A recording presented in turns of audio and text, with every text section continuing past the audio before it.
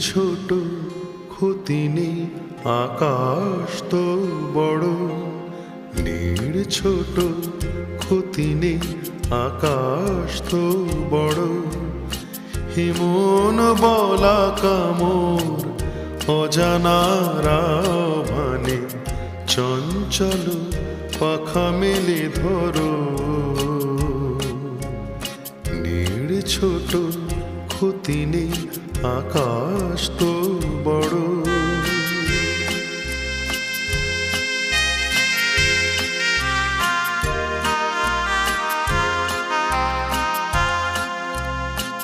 চাঁদের আখরে ওই আকাশের